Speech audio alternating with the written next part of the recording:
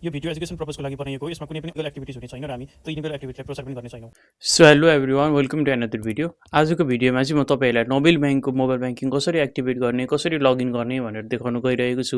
यो भिडियोमा चाहिँ तपाईँले के सिक्नुहुन्छ भने मोबाइल ब्याङ्किङ तपाईँले ब्याङ्कबाट त एक्टिभेट गर्नुभयो, तर मोबाइलमा लगइन गर्नु भएको छैन भने सबैभन्दा सुरुमा त मोबाइल ब्याङ्किङ कसरी लगइन गर्ने र लगइन गरिसकेपछि आइडी पासवर्ड हालेर कसरी खोल्ने र कसरी एक्टिभेट पनि गर्ने भनेर यो भिडियोमा सिकाउन गइरहेको छु। भिडियोलाई पुरा हेर्नु होला र सिक्नु होला। भिडियोलाई सुरु गरौँ। यहाँ देख्न सक्नुहुन्छ सबैभन्दा सुरुमा त नोबेल ब्याङ्कलाई इन्स्टल गर्नु होला र माथिपट्टि चाहिँ रजिस्ट्रेसन एक्टिभेट भन्ने अप्सनमा क्लिक गर्नु होला। त्यो अप्सनमा क्लिक गरिसकेपछि तपाईँलाई त्यहाँनिर एकाउन्ट नम्बर हाल्नु भनेर देखाउनेछ। त्यहाँनिर गएर तपाईँले एकाउन्ट नम्बर हाल्नुपर्ने हुन्छ। थ्रु एकाउन्ट नम्बर भन्ने अप्सन रहेको छ, हो त्यो अप्सनमा क्लिक गर्नु होला। त्यसमा क्लिक गरिसकेपछि एलो गरिदिनु होला र त्यसपछि तपाईँले आफ्नो एकाउन्ट नम्बरलाई इन्सर्ट गर्नु होला, जुन चाहिँ तपाईँको मेसेज बक्समा आएको हुन्छ। मैले यहाँनिर मेरो एकाउन्ट नम्बर हालिसकेको छु। एकाउन्ट नम्बर हालिसकेपछि तपाईँलाई यस्तो इन्टरफेस आउनेछ, यसमा ओके गर्नु होला। यो चाहिँ के भन्न खोजेको हो भने तपाईँले एक्टिभेट गर्न चाहिँ तपाईँको रजिस्टर्ड नम्बरबाट एउटा एसएमएस पठाउनु पर्ने छ भनेर भन्न खोजे हो। यसमा ओके गरेपछि चाहिँ तपाईँले आफ्नो मेसेज बक्समा जानुहुनेछ। मेसेज बक्समा यो कोड जेनेरेट भएको हुनेछ, यो चाहिँ अटोमेटिक नै हुनेछ। अब यसमा चाहिँ तपाईँले मेसेज पठाउँदाखेरि तपाईँको ब्याङ्क एकाउन्ट जुन सिमबाट खोलेको छ, जुन नम्बरबाट खोलेको छ त्यहीबाट पठाउनु होला, होइन भने लगइन चाहिँ हुँदैन। यति गरिसकेपछि सेन्ड गरिदिनु होला। सेन्ड गरिसकेपछि देख्न सक्नुहुन्छ तपाईँको भ्यालिडेट सक्सेसफुल्ली भनेर भनिसकेको छ भने अब एकछिन वेट गरिसकेपछि तपाईँकोमा फेरि एउटा ओटिपी कोड आउनेछ। त्यो ओटिपी कोड चाहिँ यहाँनिर तपाईँले हाल्नुपर्नेछ। यहाँ मेरो अटोमेटिक सेभ भइसकेको छ OTP code. OTP code save भइसकेपछि चाहिँ तपाईँले यहाँनिर देख्न सक्नुहुन्छ तलको अप्सनमा ओके गरिसकेपछि तपाईँको एक्टिभेट भनेर आइसकेको छ। तपाईँको एकाउन्ट चाहिँ अब एक्टिभेट हुन गइरहेको छ। यसमा मैले अब यहाँ ओके गर्न साथ तपाईँको एकाउन्ट चाहिँ एक्टिभेट हुनेछ।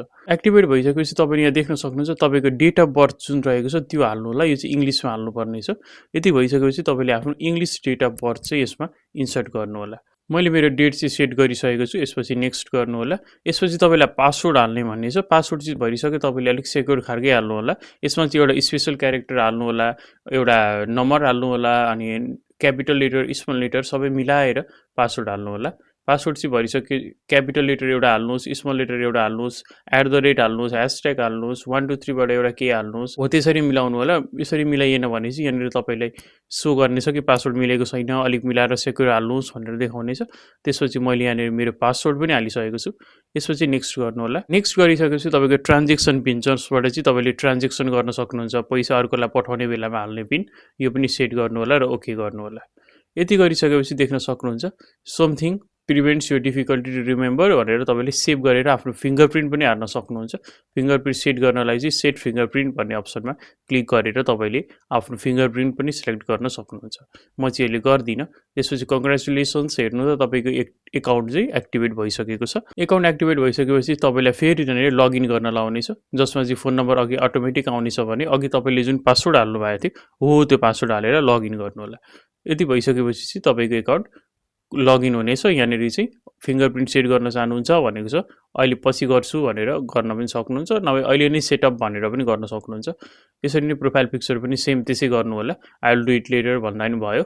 यति भइसकेपछि तपाईँ यहाँ देख्न सक्नुहुन्छ तपाईँको एकाउन्ट चाहिँ खुलिसकेको छ। हो यसरी नै तपाईँले नोबेल ब्याङ्कको मोबाइल ब्याङ्किङ चाहिँ पहिलोचोटि एक्टिभेट गर्न सक्नुहुन्छ। आजको भिडियो कस्तो लाग्यो? भिडियोलाई पुरा हेरेर साथ दिनुभएकोमा धेरै धेरै धन्यवाद। च्यानललाई पनि सब्सक्राइब गरिदिनु होला। हामी छिट्टै अर्को भिडियो लिएर आउनेछौँ। आजको लागि यति नै। Thank you.